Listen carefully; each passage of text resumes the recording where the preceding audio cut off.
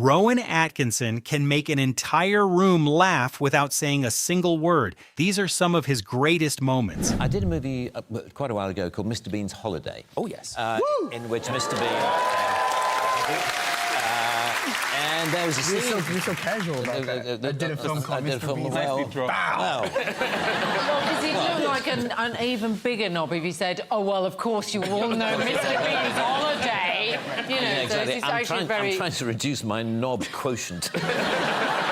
In an interview with Stephen Colbert, Rowan Atkinson revealed the surprisingly simple origin of Mr. Bean. Do you remember that night? Yes, I certainly remember the night. It was a one-off. It was a one-night review, and I was asked if I wanted to do something, and I couldn't think of anything, and just stood in front of a mirror, to be honest, and I just started pulling faces, I mean, for want of a better term. And I just sort of, you know, was doing this... And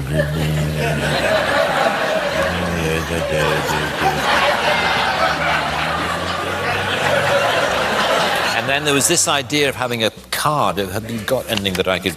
I'm just going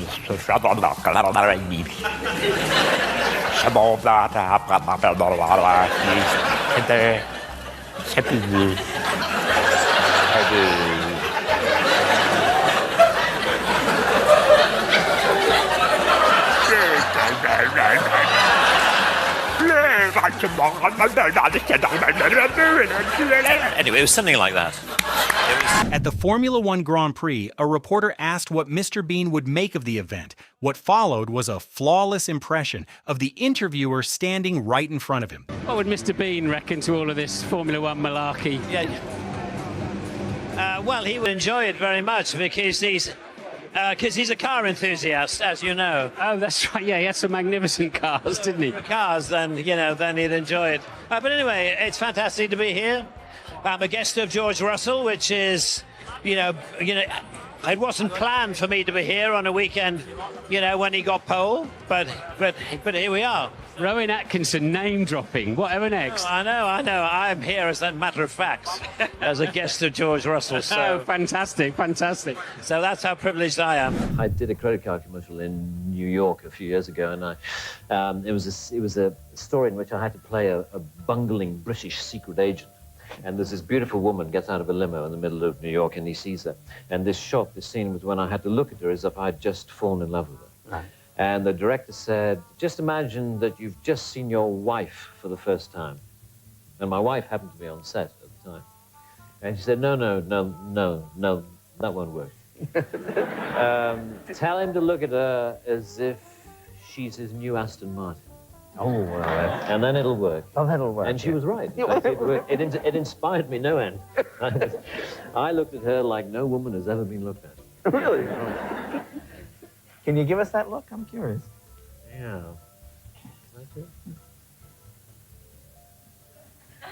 Blackadder gave Rowan Atkinson some of the most absurd characters in British television history, but one role was so unhinged that his castmates couldn't hold it together on set. Forget the whole thing. I'm going back home with Migsy. Yes. Oh, show me the glen where the kipper roams free and together. Oh, I'm so sorry. I'm so sorry. It got too funny. Sorry. It seems so funny to me that he addressed it all to Miggins. Consulting with the wife. You see, after back in the office on Friday, I could just... Yeah, I know what you mean. I'm going to look at you. You're looking that way.